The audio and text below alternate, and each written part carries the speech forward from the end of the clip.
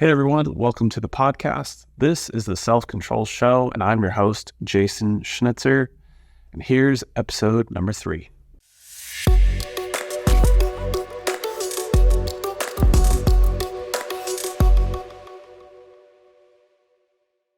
On this episode, I'm going to talk to you guys about what I consider to be the foundations of developing self-control. So I'd like to start off by kind of defining what I feel self-control means. And that is like another form of self-regulation. It's the ability to manage and control your thoughts, behaviors, and emotions, no matter the circumstance. So really, self-control has a lot to do with and really is rooted in your relationship with yourself. And really, it's more so your relationship to your nervous system. If you don't know, what your nervous system's job is to keep you safe. And in this episode, we're going to mostly talk about the nervous system and its actual functions. And then we're going to get into a little bit of how that might show up in your day-to-day life and how you can start to recruit it as an ally instead of basically a control panel of operations that are going on in the background outside of your awareness. So again, your nervous system's job, its only functioning job, is to keep you safe. And really, I want you guys to keep that at the forefront of your mind throughout this whole entire episode. So your nervous system is more or less, and I like to basically explain the science term and then break it down into a more simplistic way to understand it, because I like simple, as cool as fancy words are. So your nervous system is made up of 2 separate branches, and one of those branches being made up of its own 2 separate branches. And that is the parasympathetic nervous system and the sympathetic nervous system. The parasympathetic nervous system is broken down into the 2 branches. But to keep it simple, I want you guys to think of an upside down stoplight. So green, yellow, and red. Green is one of the branches of the parasympathetic nervous system. It is your ventral vagal complex. That part of your nervous system is responsible for all the good feelings that you feel. Health, growth, restoration, feeling safe, socially connected, joy, love, harmony, flow, all those beautiful feelings and emotions. Then there's yellow, and that is sympathetic. That's the other part of your nervous system. And most of us know sympathetic as the fight or flight response. This gets triggered and activated when you perceive threat, potential threat, you feel stress, anger, anxiety, nervousness. All those feelings are linked up to sympathetic or yellow. And then last, there's red at the very bottom, which is your dorsal complex. And really what this part of your nervous system is responsible for is immobilization. And one more thing I'll add, going back to yellow, sympathetic, that is a mobilizing state. So you want to fight or you want to flee. You want to engage or run away. So going back to red, red is a freeze, shutdown, or immobilization. This is when, let's say your body experiences too much stress, too much challenge. It is seeing an overwhelming threat, life-threatening. It will go into a red state, which is basically shut down. Again, that's your dorsal part of your system. The thing to know about each of these states is in each state, there are 3 different aspects that will trigger when you're feeling a certain way. And that is, you're going to have a somatic feeling or physical sensation. You're going to have feelings and emotions, and you're also going to have thoughts. So if you're in a state of green or ventral, you're going to have green bodily feelings. You're going to have green emotions like that love, joy, and connection. And you're also going to have green thoughts. Wow, I'm feeling happy, and I'm thinking about all the possibilities that might be for my life and my future. Same thing with yellow. It's like when you're in yellow, you have a yellow lens on and you see the world as yellow. So you might be feeling tightness in your chest as a physical sensation. The feelings that you might have are stress, anxiety, worry, fear. And the thoughts that you might have are, oh my gosh, like, what is that person doing over there? Or what is that person thinking? Or how might they be thinking of me? And then same thing goes for red. When you're feeling red, when you're in dorsal, when you're immobilized, you might have, let's just say the physical sensation would be that clench in the pit of your stomach or the knot in your stomach. And you might be feeling depressed. You might be feeling like you don't want to be around anybody. You want to self-isolate. You might be feeling sad. And then the thoughts are, red thought would be, I'm so sad right now. I'm so depressed. Life sucks. What's the point? All those, the red thoughts and feelings that go along with that state. So what's important about this is, how does your body know and your nervous system know what state to be in? Well, what's going on with you 24/7, 365, whether you're sleeping or whether you're actively walking around awake, is you have this process called neuroception, which is your body's ability to detect threat or safety outside of your conscious awareness. And again, that's the fancy term, but really what you can think of it as is like your radar or your spidey senses. And again, it's something that's going on without you having to even engage it or think about it. And an example of this is like, you don't have to think to breathe. You don't have to think to digest food. You don't have to think to know you're hungry. It just is something that sort of happens. It's like all of a sudden you start to feel like a little cramping in your stomach, and then you kind of get angry and irritable, and you're like, what's going on? And next thing you know, it's like, oh, I'm not angry or irritable. It's like, I'm just hungry. And then, that's hunger essentially.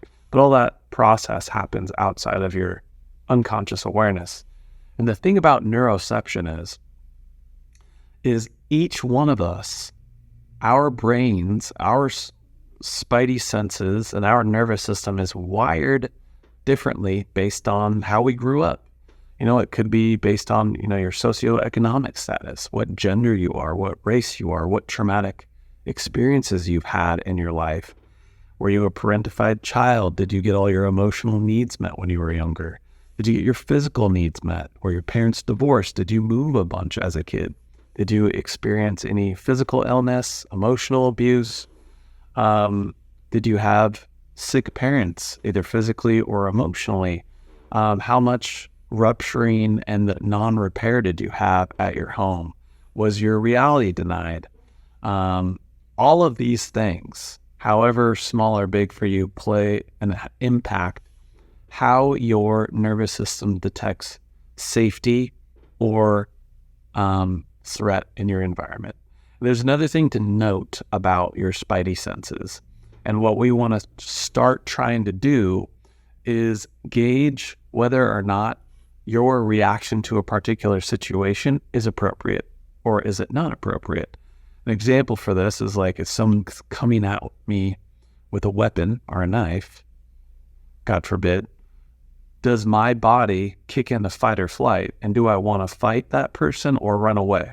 Probably just run away, because you don't want to get into, weapon fights. But that would be an appropriate response for the situation. Whereas if you're not wired right, let's say you're in a dangerous situation, but your nervous system is not kicking on, your spidey senses aren't telling you to get out of there. Well, that's called faulty neuroception. And that's something that through training, we can start to learn how to make new choices. So what kicks us out of green and into yellow or red?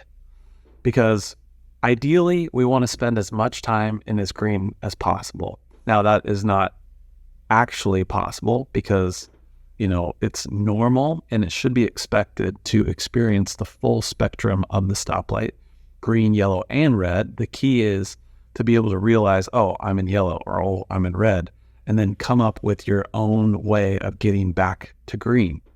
Again, we're going to talk a little bit more about that, but first, let's talk about what bumps us down the ladder, let's say, or down the stoplight.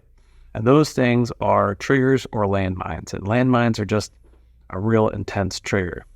And you can call it trigger, you can call it an emotional activation, whatever feels best for you, I guess. And you can have both, we'll call it good and bad triggers. A bad trigger being you experience a difficult emotion that bumps you into yellow or red, or like, for example, losing your job, getting into a car accident, experiencing high levels of stress. Those things can trigger you down into yellow or red, but you can also be triggered up into green. You can see somebody that you love or somebody that you care about, and that can spark emotions of green, connectedness, joy, happy, all that good stuff. So just to kind of simplify this process, and another important piece to know, that when you go from green to yellow and red, what you're doing is you're actually going from the best hardware that you have in your brain in green, meaning when you're in green, you're in your prefrontal cortex, okay?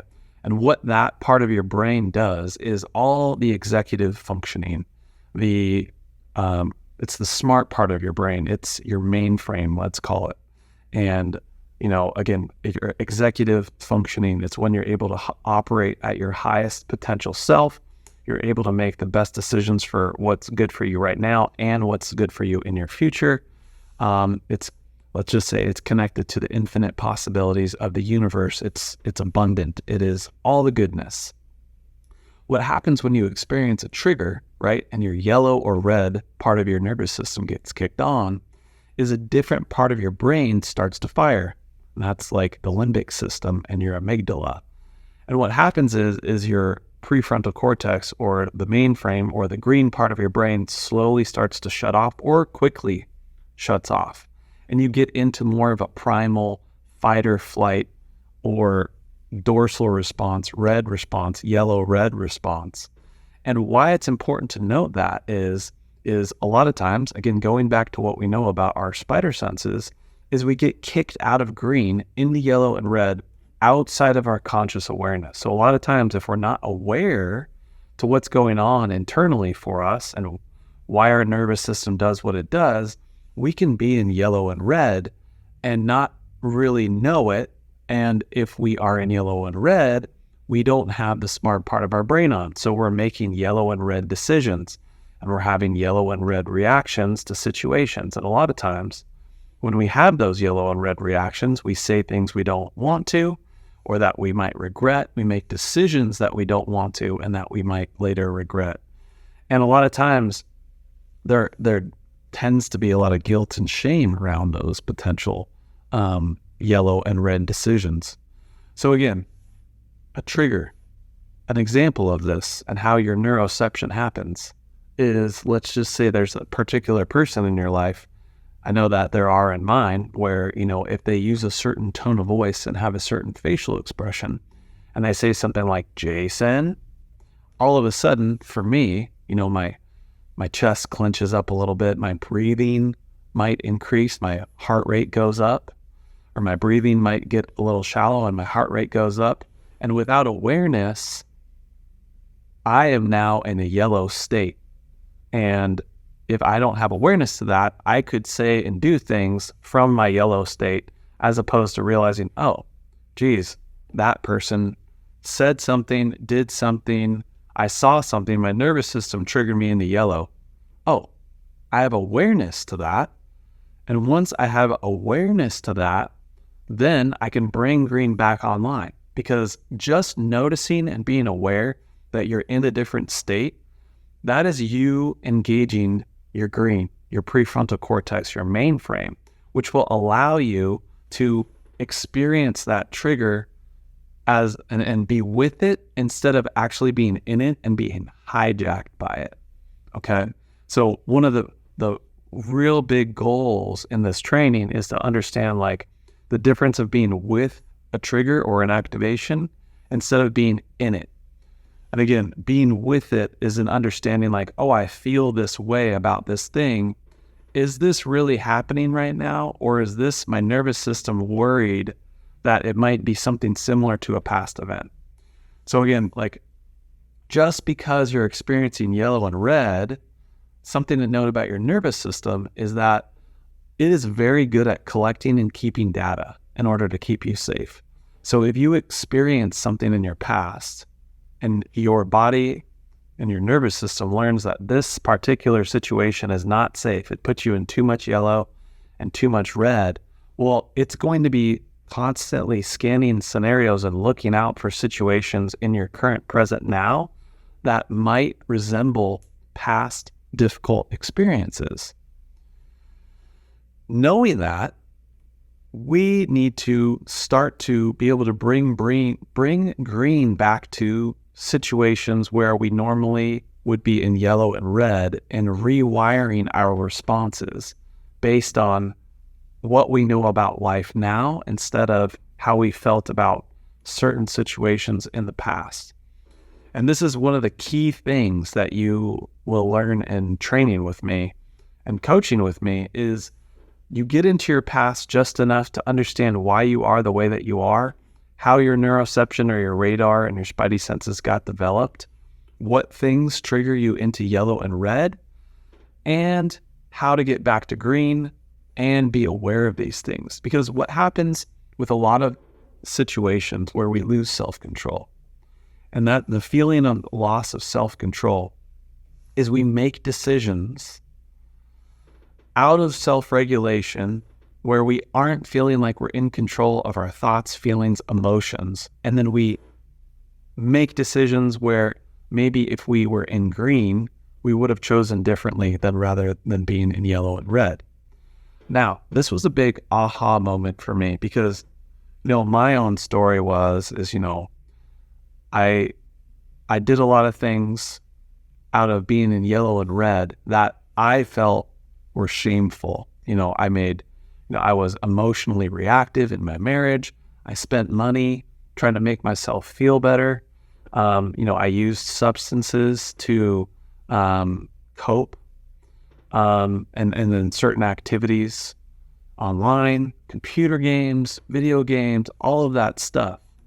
And the big aha for me was realizing that when I would make those decisions that I wasn't super stoked about, because a lot of times those decisions held me back from going towards all of my dreams and my aspirations that I had in my life, is I was just uncomfortable being in yellow and red, and I didn't know how to get myself back to green. And it was like, that was a big aha. And I was like, wow, so you're saying that like all these things that I was doing that were considered bad were just responses to being dysregulated or in yellow and red. And my nervous system, and I just didn't know any of this information. And I didn't understand that all I needed to do was take back my self-control and figure out ways to get back to green for myself. And once the demystification happened for me, all of a sudden there was just like this overwhelming relief and like melting off of shame for the decisions that I had made in the past. Because now that I understood like, oh, this feeling in my chest is just me in yellow, or this feeling in my gut that I get when I'm sad, or like this overwhelming tired when I don't feel like doing something, that's just my body being super smart and shutting me down and bumping me down the ladder or bumping me down the stoplight. And it demystified and it took a lot of the fear out of feelings and why I was feeling a certain way. And like the process is of course, we want to start to figure out, okay, man, this thing or this situation or this person or this environment keeps bumping me into yellow and red. So it's like step number one, start to feel your emotions, okay? You start to understand like, hey, emotions are safe. These feelings I get are safe. Nobody's ever died from feeling their feelings. As a matter of fact, Joseph Campbell says every feeling fully felt is bliss. And I truly believe that. However, there are a lot of people that are slowly dying by not feeling their feelings. Let's be honest here. So what we want to start doing is having better interoception. Okay, that's another fancy term. Again, all that means is having awareness to physical sensations, feelings, and thoughts that are going on inside of us. What is going on physically, like paying attention to that tightness in my chest, paying attention to that feeling in my stomach. When I'm feeling green, where do I feel that? Is it, in my shoulders or in my face, in my head? Like when I'm in those different states, that green, yellow, and red states, where do I feel it? Okay, physically. What do I think about life when I'm in that state? What emotions am I feeling when I'm in that state? And what are my thoughts? And once you're able to start, internal, that interoception, again, it's like an internal report card on like basically what state are you in? And you're able to notice that and increase your ability to notice for yourself. Well, then all of a sudden it's like, oh, I'm feeling this way. I have this physical sensation in my chest. Oh, my breathing is like really shallow. Oh, I'm having these like anxious thoughts, or I'm worried. It's like, oh, I'm just in yellow right now. And it's not something to be afraid of. It's just something to notice. And it's your body telling you something. And the more you're able to pay attention to that, the better you are going to be at regaining self-control, getting back in the green. Here's the problem, especially for men. I don't know about you, but when I grew up, a lot of what is societally and culturally talked about for men is, hey, don't be a baby. Don't show your emotions. Suck it up. Don't embarrass me. Why are you crying? Stop crying. Don't feel that way. A lot of times it's like, hey, somebody else has got it worse than you, so there's no use in complaining. Or always find the positive, right? Toxic positivity, let's say. Shove things aside, numb our feelings. We are just like more or less bombarded with all of these reasons why to not actually do what I just told you to do, was get better at noticing what's going on with your feelings. The idea of having feelings and being vulnerable enough to actually talk about it with somebody isn't really a safe thing for men to do. So what I'm going to tell you to do is to start doing those things. Because let's be honest, not doing that hasn't really got you to where you want to be, at least for me. And what I like to refer to this as, and it's kind of like my motto, is like, this is what's called to face the storm. At least for me, this is like that black cloud that would always follow me around everywhere that I went. And you can call it depression, you can call it whatever you want to call it, that heaviness of life that I feel like is just this heaviness that most men just carry around in silence, suffering in silence.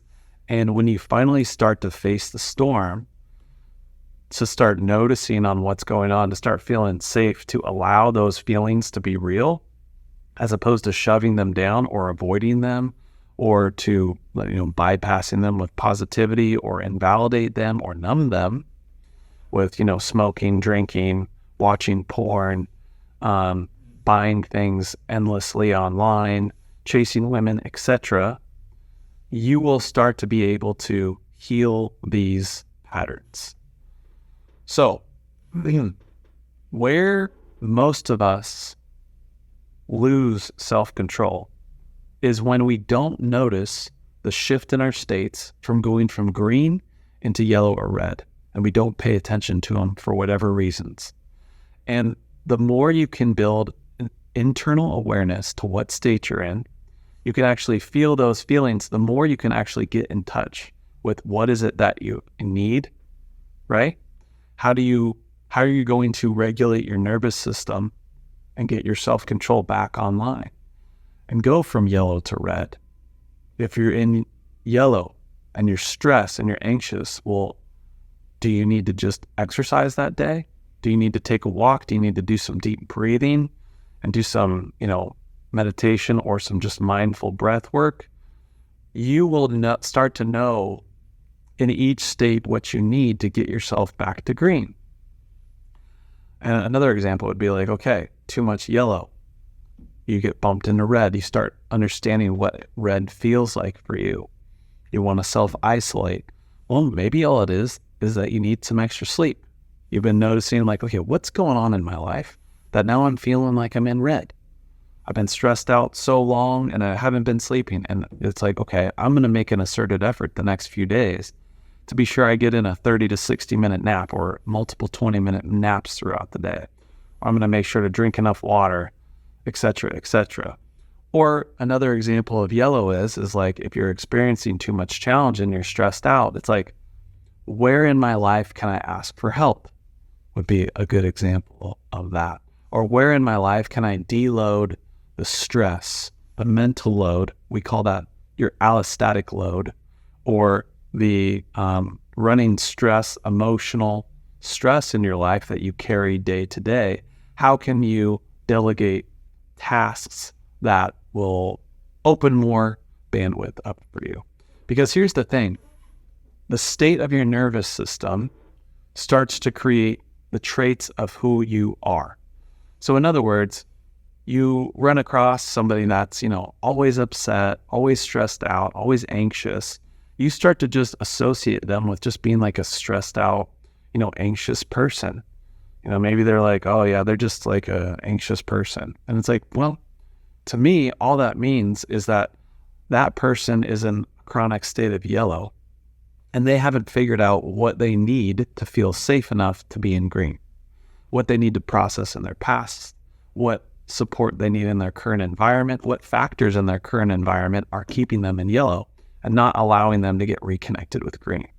So again, when you think about, losing self-control and the things that we do to get us back to green, a lot of those things that we do, especially the negative ones, the substance abuses, the emotional reactivity, all of the things that we use to get us back from yellow to green, it's just, and we'll call them coping mechanisms. All that is we are afraid to sit in yellow and red. And, for most people, myself included, that was a thing to do. And when you learn this stuff about your nervous system, all of a sudden, and again, kind of already touched on this, the demystification, the loss of shame allows you to regain agency and control of your life. So, in other words, instead of in the past where you would go into yellow and you would yell, when you develop this and you'd yell to get your point across or whatever the situation was, you start to notice, oh, what state am I in? I'm in yellow. And then that triggers in your brain, oh, I'm in yellow right now. So you can either stop the conversation or you can let the other person know that you're not liking this feeling that you're having. Maybe you should take some time out to get back into green before we had this conversation, or ask them to ask what they're asking in a nicer way, because maybe they are being mean or rude. But two people being mean, two people in yellow, let's just say, don't get you anywhere. So you want to try to be in green as much as you can when it goes to making decisions, when it comes to relational situations, especially with wife or girlfriend, significant partner. You don't want to be making decisions from yellow and red because those can have lasting damaging effects on your relationship. So, again, just to give a brief summary, your three main states of your nervous system, you have green, yellow, and red. You've got ventral, sympathetic, and dorsal. Losing self-control happens when you go from green to yellow or red, and it happens without your awareness. And then you start making decisions from yellow and red, whether that be in the moment with like a conversation, whether that be to go to a substance to drink because you're not feeling good, or smoke, or use pornography, or buy something online, whatever your quote unquote vices or your coping mechanism, or red, depression. You don't want to be making decisions when you're in those two states.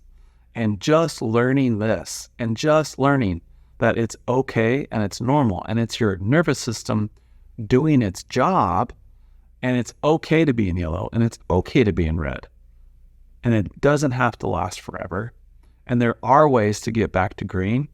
There are relationships and help that you can get, that you can form in your life to start building habits and to start building basically stop holds for yourself along the way so that you can start rewiring your neural pathways. The cool part about your brain is we all have this thing that's called neuroplasticity. And that is your brain's ability to bend and to change, but to not give all at one time. So I don't know if any of you guys have ever had like an epiphany where it's just like, or a paradigm shift in your life, right? Where you have like this new way of looking at life. But like, have you ever like been to a seminar or like watched a great YouTube video where it's just like, oh, you kind of like get all the good feels and it's like, oh yeah, like life could be different like this. And it's like, that's great. And you feel like everything could change, but your life just doesn't change from watching YouTube videos or reading quotes on Instagram.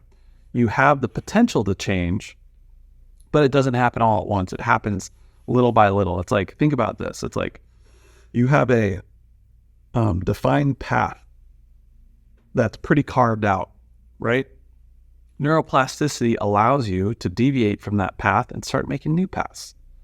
Now, that's not to say that you can't go back to your old path, but it opens the door to new paths. And like, I think what's the most important thing about this idea and understanding your nervous system, and it's like your control panel to your body. Like when you think about it, like if you were to drive a car, right? Let's just say like we were driving our car, right? But we didn't know how it worked. We didn't know that the steering wheel made it go left and right. The gas pedal made it go faster. The brake made it go slower. We didn't know what the check engine light was.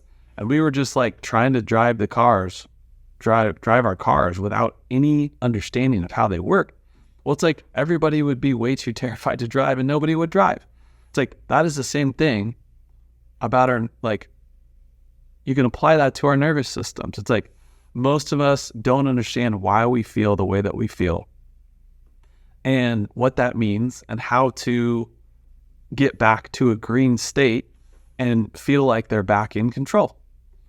And just simply understanding this and understanding your control panel, which is your nervous system of your body, is like a huge thing that if everybody knew about and had awareness to, there would be way less of the things that took us out, let's just say. So what's important to know about your nervous system and us as humans is we are biologically wired for connection, okay? And I hate to say it for you avoidant people out there, but it's just the truth.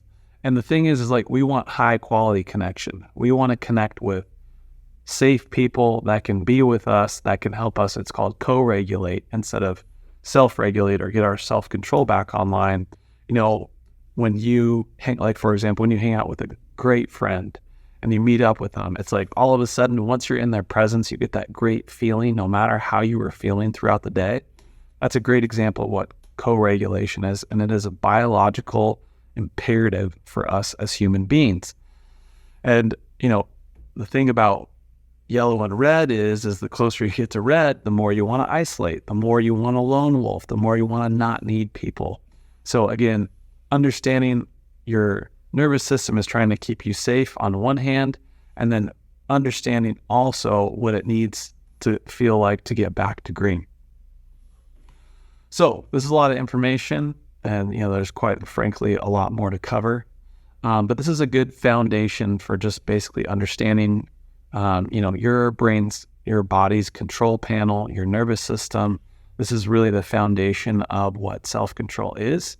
If you're more of a visual learner, I do have a free guide that basically covers all of this stuff.